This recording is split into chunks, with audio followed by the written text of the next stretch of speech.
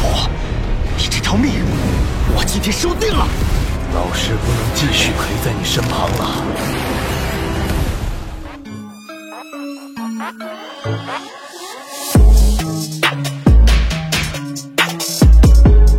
Halo para tetua, para pecinta Battle Through UT Heavens dimanapun kalian berada. Gimana nih kabar para tetua yang selalu stay dan udah selalu meramaikan kolom komentar? Udah siap kancut dengan perjalanan dari Mang Oyan? Gue bilang gak usah pakai lama-lama lagi, kita kancutkan perjalanannya dan selamat berimajinasi.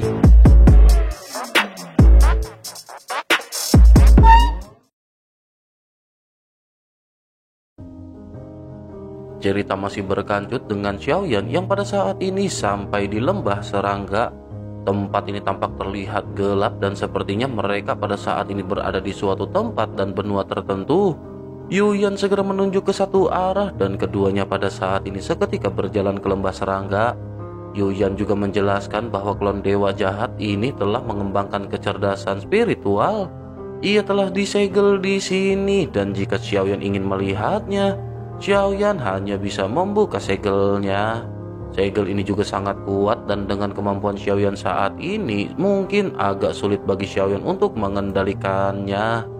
Xiaoyan pada saat ini sedikit mengerutkan kening dan berpikir apakah klon ini adalah seseorang. Xiaoyan teringat di dalam ingatan dewa jahat. Xiaoyan melihat klon dewa jahat yang selalu berubah-ubah. Dewa jahat tidak memiliki pantangan terhadap mereka yang bisa direbut tubuhnya. Jika klon ini tidak dijaga dengan utuh, maka ia akan bisa berupa apa saja. Xiaoyan pun segera bertanya kepada Yuyan bagaimana cara Xiaoyan membuka segel ini. Yuyan sedikit mengerutkan kening dan berkata bahwa ia tidak tahu. Ia tidak pandai dalam seni segel. Namun ia merasa bahwa seharusnya ini tidak akan menjadi permasalahan bagi Xiaoyan. Terlebih lagi Xiaoyan memiliki segel yang sama dengan dewa jahat di antara ahli Xiaoyan. Mendengar hal ini, Xiaoyan pada akhirnya segera melihat segel yang berada di hadapannya. Selanjutnya Xiaoyan bergerak dan berubah menjadi kilatan pelangi bergegas ke kedalaman segel. Ada awan dan kabut yang berwarna-warni yang tiba-tiba memenuhi udara di sekitar Xiaoyan. Ini adalah kekuatan segel. Saat kekuatan ini menyentuh Xiaoyan, tiba-tiba tubuh Xiaoyan tidak terhalang oleh segel tetapi tenggelam ke dalam segel 5 warna tersebut. Xiaoyan benar-benar memasukinya dan melihat Xiaoyan yang menghilang. Yuyan menunjukkan ekspresi tidak senang dan bergumam bahwa ia benar-benar tidak senang karena Xiaoyan pergi begitu saja tanpa mengucapkan apapun. Sementara itu begitu memasuki tempat ini, Xiaoyan melihat kabut berwarna-warni. Semua yang ada di depannya masih merupakan gambaran yang tidak dapat dibayangkan oleh Xiaoyan. Lingkungan di sekitar ditutupi dengan benang sutra putih dan sejauh mata memandang seluruh dunia seakan terbungkus menjadi kepompong. Begitu Xiaoyan mengamati sekelilingnya, benang di sekelilingnya juga diam-diam membungkus Xiaoyan. Xiaoyan mengangkat kelapanya dengan mata dingin sebelum akhirnya nyala api tiba-tiba muncul di tubuh Xiaoyan. Lautan api menyebar dengan cepat dan benang-benang ini benar-benar langsung dihancurkan menjadi abu dalam sekejap. Setelah lautan api menyebar, benang putih di sekitarnya juga tidak mampu menahan kekuatan destruktif dari jantung api Xiaoyan. Semua benang yang tersentuh api berubah menjadi abu dan tak terhitung jumlahnya kepompong di sekitar pada saat ini benar-benar dihancurkan. Kepompong ini masing-masing berukuran beberapa meter dan cukup untuk menampung ukuran orang biasa. Begitu Xiaoyan meledakkan para kepompong ini, pada akhirnya sosok-sosok humanoid di balik kepompong mulai muncul. Sosok humanoid aneh ini bergegas menuju ke arah Xiaoyan dan Xiaoyan tanpa basa-basi segera mengerahkan tinjunya. Dengan keras sosok-sosok ini berubah menjadi kabut berdarah, hanya saja kabut berdarah ini berwarna hijau. Xiaoyan bahkan belum sempat melihat apakah sosok ini sebelum akhirnya Xiaoyan memutuskan untuk mundur. Xiaoyan juga pada saat ini menyadari bahwa ada beberapa aura tipis yang berada di sekitar. Xiaoyan pun lanjut bergumam, mungkinkah semua kepompong ini adalah sosok-sosok yang memasuki tempat ini? Xiaoyan pun lanjut bertindak, tetapi Xiaoyan pada saat ini tidak lagi menggunakan api untuk membakar mereka. Xiaoyan berpikir bahwa alangkah lebih baiknya jika Xiaoyan mencari tahu keberadaan apa yang berada di tempat ini. Secara logika, Xiaoyan juga tahu mengapa Xiaoyan bisa memasuki tempat ini dengan begitu mudah.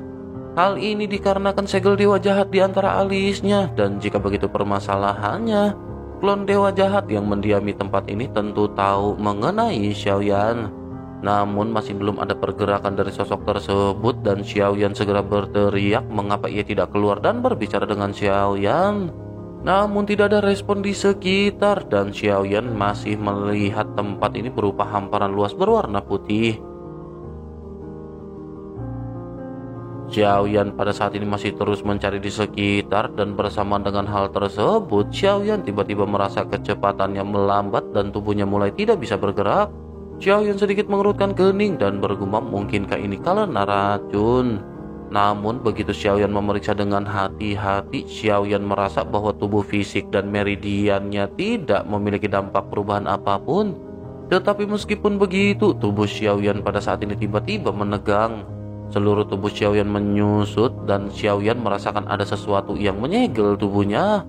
Begitu Xiaoyan memperhatikan, ternyata ada benang sutra transparan yang melilit tubuh Xiaoyan di beberapa titik. Selanjutnya, benang putih yang tak terhitung jumlahnya di sekeliling bergegas menuju ke arah Xiaoyan. Hanya dalam beberapa tarikan nafas, Xiaoyan pada akhirnya benar-benar terbungkus dalam kepompong putih. Sensasi kesemutan yang kuat juga melonjak di pikiran Xiaoyan, dan kenangan berbintik-bintik muncul di pikiran Xiaoyan. Xiaoyan melihat adanya kepompong putih dan sebuah tangan yang masuk ke dalamnya.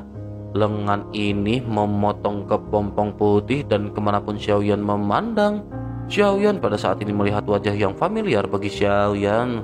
Ini adalah dewa jahat yang pernah dilihat Xiaoyan di dalam ingatannya, dan sebuah suara segera terdengar di telinga Xiaoyan. Suara ini berkata bahwa Xiaoyan akan menjadi klonnya mulai sekarang. Begitu kata-kata ini terdengar, rasa sakit yang parah menyelimuti Xiaoyan, dan jiwa Xiaoyan benar-benar dikeluarkan dari tubuhnya. Begitu melihat jiwa ini keluar, Xiaoyan melihat sosok yang persis sama dengan Xiaoyan. Kepompong yang membungkus tubuh Xiaoyan juga perlahan-lahan terbuka, dan tubuh Xiaoyan segera keluar. Xiaoyan menatap ke arah jiwa yang melayang yang memiliki senyum jahat di wajahnya. Sosok ini juga lanjut berkata bahwa dewa jahat dulu mengontrol tubuhnya seperti ini. Ia benar-benar tidak menyangka bahwa sekarang adalah gilirannya. Xiaoyan pada saat ini tidak panik sama sekali melihat sosok yang mirip dengan Xiaoyan di hadapannya. Xiaoyan segera berkata bahwa Xiaoyan bukanlah dewa jahat, dan Xiaoyan datang ke sini untuk meminjam tubuhnya. Sosok yang mirip dengan Xiaoyan ini seketika tertawa dan berkata tentu saja ia tahu bahwa dewa jahat telah mokat. Namun selama ia masih memiliki hubungan dengan dewa jahat, maka Xiaoyan bisa menjadi muridnya atau mungkin bahkan reinkarnasinya. Selain itu, mengenai Xiaoyan yang ingin menggunakan tubuhnya, Xiaoyan pasti pada saat ini berbicara osong komong. Ia sekarang bertanggung jawab atas tempat ini, dan Xiaoyan bahkan tidak dapat mengendalikan tubuhnya sendiri.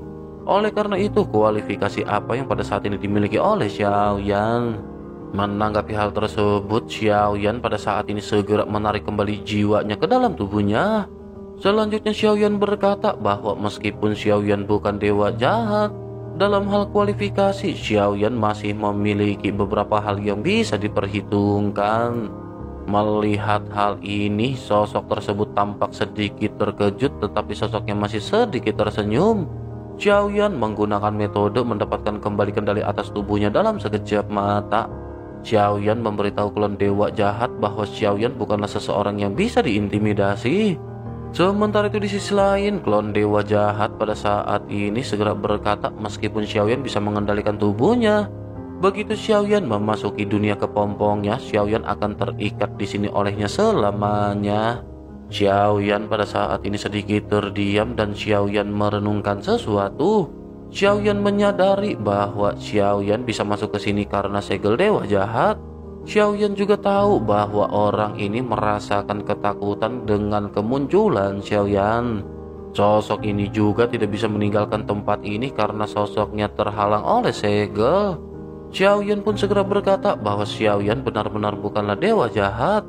Xiaoyan menemui beberapa permasalahan ketika Xiaoyan memasuki tempat ini. Xiaoyan juga tahu bahwa klon dewa jahat berada di sini bukan karena sukarela. ia benar-benar tidak bisa pergi karena adanya segel yang ditempatkan di tempat ini. Jika ia bisa bekerja sama dengan Xiaoyan, maka ia akan bisa keluar dari tempat ini. Mendengar hal itu, sosok tersebut tertawa dan bertanya mengapa ia harus bekerja sama dengan Xiaoyan. Sejujurnya ia juga bisa pergi dari sini kapanpun ia mau. Tidak ada gunanya bagi Xiaoyan mengancam klon dewa jahat, dan sebaiknya Xiaoyan melihat apakah Xiaoyan bisa membebaskan diri terlebih dahulu atau tidak. Dirangsang oleh kata-kata ini, Xiaoyan jelas merasa sedikit marah pada sosok tersebut. Lapisan pembungkus lainnya sepertinya benar-benar membuat Xiaoyan tidak bisa bergerak. Namun Xiaoyan pada akhirnya segera menunjukkan apa yang pada saat ini bisa dilakukan oleh Xiaoyan. Api segera membumbung dari tubuh Xiaoyan. Sekarang kekuatan Xiaoyan telah meningkat dan kekuatan dari jantung api juga benar-benar menjadi semakin kuat. Api 3 warna meletus dari tubuh Xiaoyan dan benang sutra yang mengikat tubuhnya mulai meleleh tanpa adanya penyimpangan. Dengan intensitas api yang begitu besar, tidak peduli seberapa tebal benang ini, mustahil bagi mereka untuk menahan pembakaran dari 3 jantung api. Dengan keras kepompong putih yang menjebak Xiaoyan meledak dan api berubah menjadi benturan dan melesat ke segala arah. Namun saat Xiaoyan melihat api di sekelilingnya, Xiaoyan pada saat ini juga mengerutkan kening. Xiaoyan menyaksikan api yang menyala-nyala yang menyebar dengan cepat dan benar-benar menghancurkan banyak kepompong. Seluruh dunia putih ini terbungkus dengan api dan kepompong yang tak terhitung jumlahnya mulai hancur. Melihat pemandangan ini, Xiaoyan langsung mengerti bahwa ini telah direncanakan oleh sosok tersebut. Ia sengaja membiarkan Xiaoyan untuk menghancurkan para kepompong putih ini. Dikombinasikan dengan banyak sosok aneh sebelumnya, pasti ada berbagai makhluk yang bisa ditangkap oleh sosok tersebut. Pada akhirnya sosok-sosok ini keluar dan mereka yang tampak tidak terlihat seperti manusia dan binatang segera melesat menyerang ke arah Xiaoyan. Xiaoyan tidak ingin lagi banyak cincong dan tinju Xiaoyan segera bersinar dengan cahaya keemasan. Setiap kali menyala terdengar suara ledakan dan kabut darah meledak dan tidak ada di antara mereka yang bisa selamat. Xiaoyan juga seketika menyadari ada sesuatu yang aneh ketika melihat kabut berdarah dan daging yang meledak di sekitarnya perlahan menghilang setelah jatuh ke tanah. Xiaoyan mengerutkan kening sebelum akhirnya Xiaoyan menyebarkan kembali kekuatan spiritualnya dan merasakan area di sekitar. Xiaoyan mulai mencari dengan kecepatan tinggi, namun setelah dilakukan pencarian, Xiaoyan berakhir dengan tidak menemukan keberadaan apapun. Xiaoyan pada saat ini memutuskan untuk menghancurkan kepompong-kepompong yang berada di sekitar. Xiaoyan kembali melonjakkan 3 api yang berbeda. Dalam sekejap mata, Xiaoyan membentuk Angry Buddha Lotus Flame seukuran telapak tangan. Selanjutnya Xiaoyan melesatkan teratai api tersebut dan teratai api 3 warna mulai bertabrakan. Teratai api ini menciptakan badai sebelum akhirnya meledak dengan kekuatan yang menakutkan. Area di sekitar benar-benar berubah menjadi lautan api yang tak berujung dan menyapu kepompong yang ada dengan bersih. Xiaoyan bergumam karena Xiaoyan tidak bisa melihat dengan jelas, sebaiknya Xiaoyan menghancurkan semuanya. Begitu nyala api berangsur-angsur menghilang, dampak gilanya juga pada saat ini terlihat.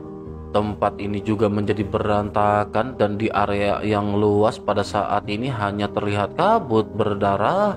Begitu Xiaoyan melihat ke sekeliling, sebuah suara juga pada saat ini tiba-tiba terdengar di telinga Xiaoyan. Suara tersebut bertanya apakah dewa jahat benar-benar ingin menghabisinya. Tidakkah ia tahu pada saat ini ia sedang mengandung anaknya? Begitu kata-kata ini keluar, Xiaoyan seketika terkejut, tetapi Xiaoyan tidak menemukan sosok yang baru saja berbicara. Xiaoyan hanya menyadari bahwa sosok tersebut berada di sebelah belakang kanan Xiaoyan. Xiaoyan meliriknya dan dengan ekor matanya Xiaoyan pada saat ini bisa melihat adanya sosok telanjang. Namun begitu Xiaoyan mengelurkan tangannya mencoba untuk mendapatkan sosok tersebut, Xiaoyan tidak menemukan apapun. Xiaoyan tanpa sadar bergumam, mungkinkah ini adalah halusinasi? Menanggapi hal tersebut, suara aneh kembali terdengar ketika berkata bahwa ini bukanlah halusinasi. Sosok-sosok yang baru saja ia habisi juga semuanya adalah anak-anaknya. Sekarang kebencian mereka telah memuncak dan mereka menyuruhnya untuk menghabisi dewa jahat. Xiaoyan terdiam dan menghela nafas. Xiaoyan merasa bahwa ini benar-benar merupakan suatu hal yang aneh. Xiaoyan berpikir bahwa ini merupakan ilusi dan Xiaoyan segera mengeluarkan Goyan. Dengan suara keras, Xiaoyan memerintahkan Goyan untuk menghancurkan ilusi yang berada di tempat ini. Melihat keseriusan Xiaoyan, Goyan pada saat ini segera melihat sekitar. Selanjutnya sosoknya bertanya apa yang dimaksud dengan ilusi oleh Xiaoyan. Tidak ada ilusi sama sekali di tempat ini. Begitu suara Goyan terdengar, pupil mata Xiaoyan sedikit gemetar. Jika tidak ada ilusi, maka hal ini benar-benar akan sangat merepotkan.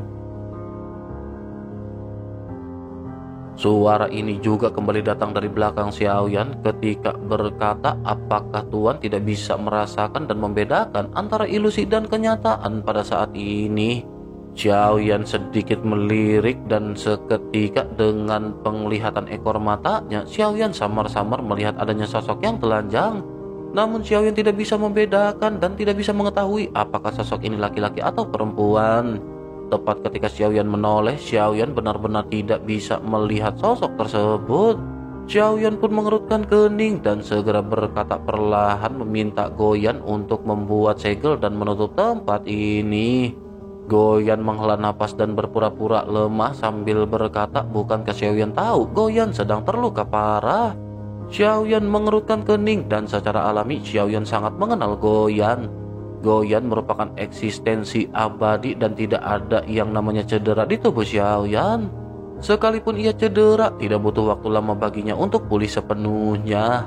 Xiaoyan pada akhirnya segera menghela nafas dan berkata bahwa setelah semua ini selesai, Goyan tidak perlu lagi masuk ke Lingsu atau reruntuhan Kono Pagoda Pemurnian.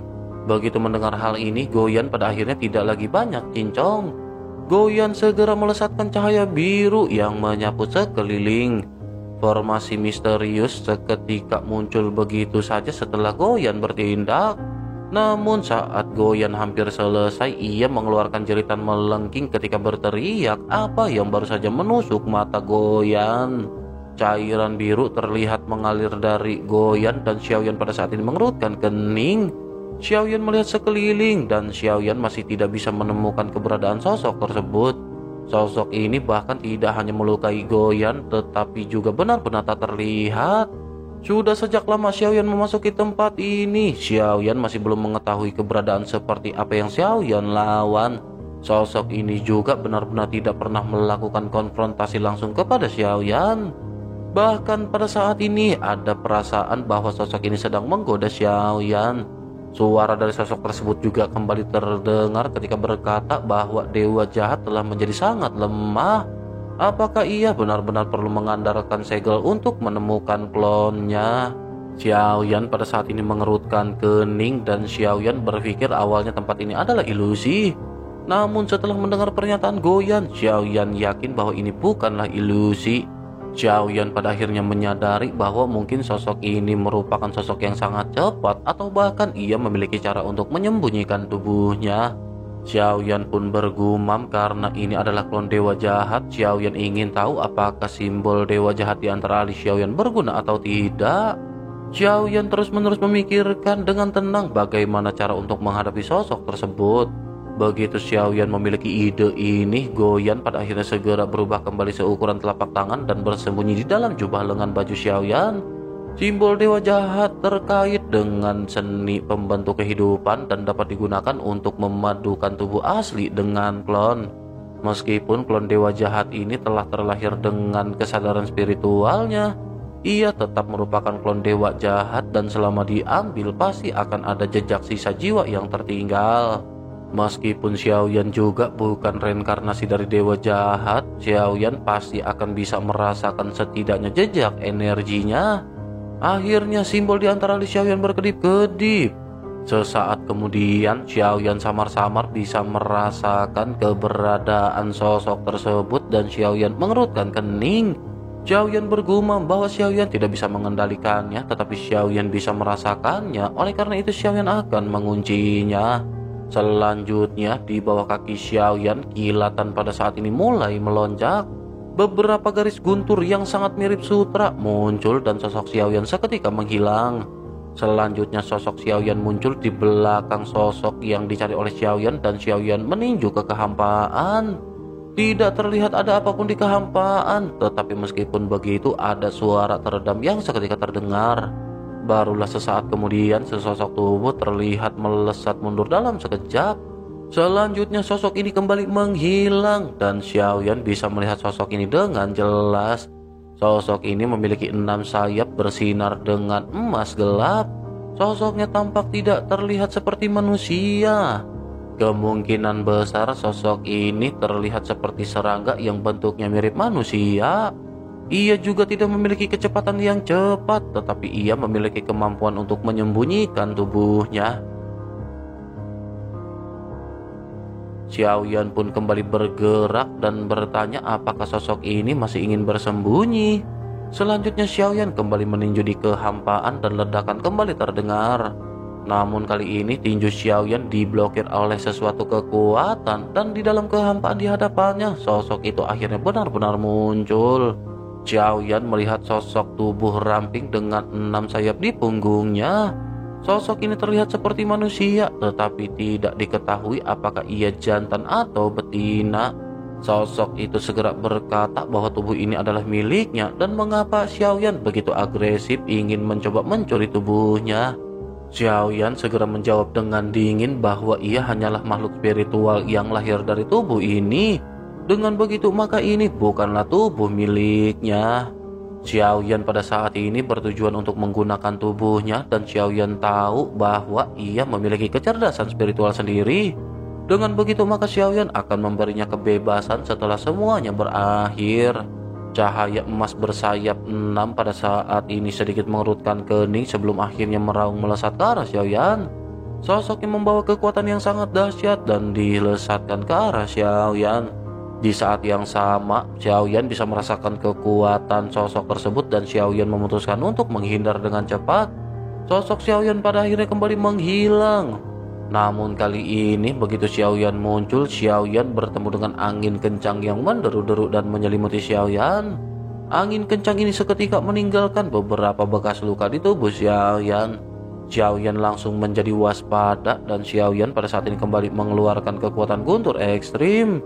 Pertempuran di antara keduanya pada saat ini benar-benar berlangsung menjadi semakin intens dengan adanya banyak ledakan. Di tengah-tengah ledakan yang terdengar, serangan keduanya pada saat ini tampak tidak terlihat jelas. Sosok Xiaoyan juga pada saat ini mulai berubah menjadi ukuran beberapa ratus meter. Selanjutnya Xiaoyan mengeluarkan beberapa teknik terkuat yang Xiaoyan miliki. Xiaoyan mengeluarkan teknik jari penghancur bintang. Ledakan seketika terjadi dengan sosok tersebut yang benar-benar berhadapan dengan jari emas Xiaoyan. Namun setelah beberapa tarikan nafas, Xiaoyan pada saat ini melihat bahwa serangan jari Xiaoyan dihancurkan menjadi beberapa potongan halus. Xiaoyan terkejut dengan kemampuan sosok tersebut karena meskipun ukurannya tidak terlalu besar, ia benar-benar memiliki kekuatan pertahanan yang begitu kuat. Melihat betapa mudahnya sosok ini menghancurkan serangan Xiaoyan, mata Xiaoyan berubah menjadi serius.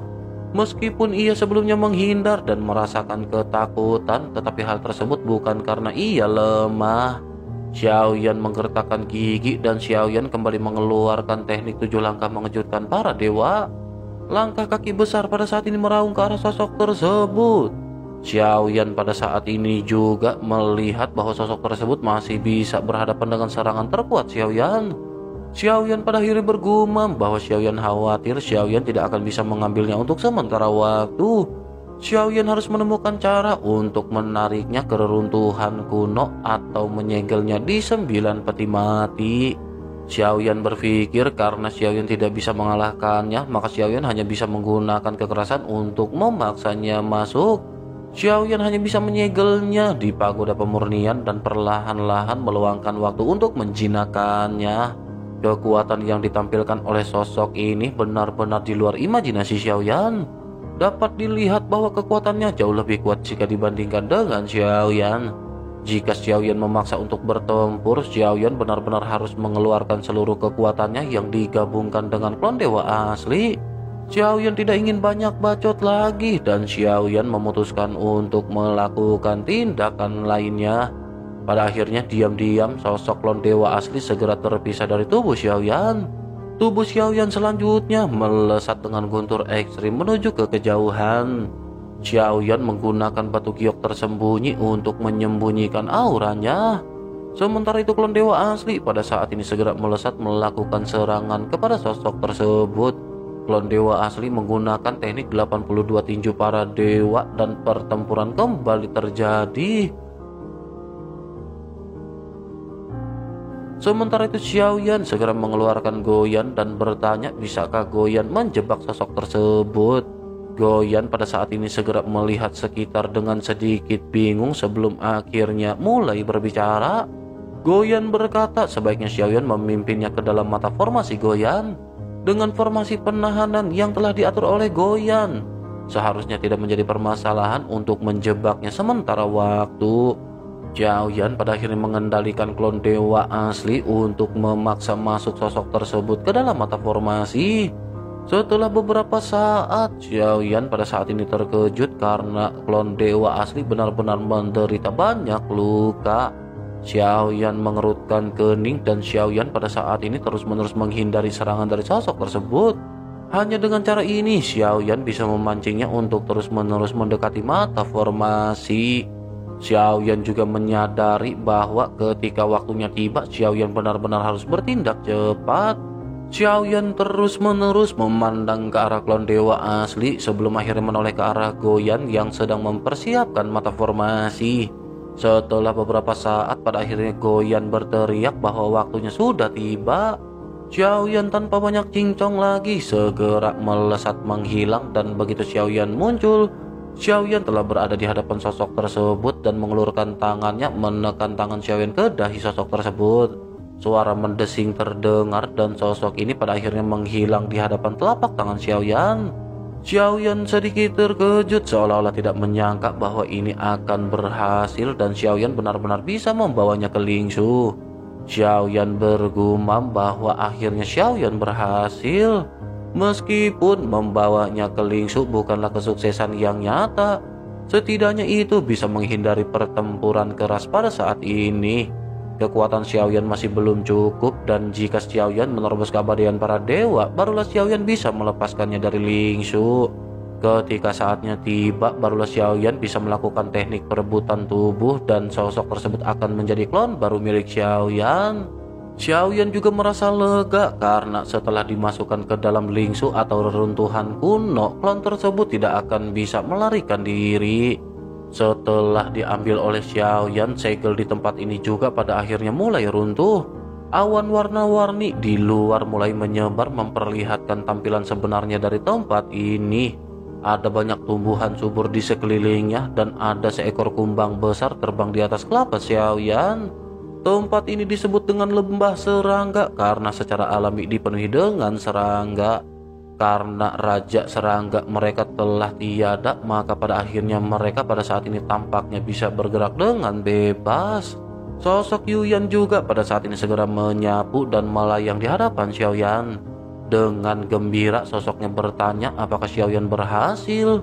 Xiaoyan memasang ekspresi sedih di wajahnya dan menggelengkan kelapanya. Xiaoyan tidak berniat untuk mengatakan yang sebenarnya kepada Yuyan. Xiaoyan bergumam bahwa makhluk tersebut telah melarikan diri. Yuyan tertegun dan bertanya apakah itu benar.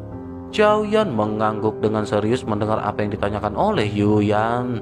Sementara itu Yuyan dengan sedikit marah segera bertanya mengapa Xiaoyan membiarkannya melarikan diri. Apakah Xiaoyan tahu arah kemana ia melarikan diri?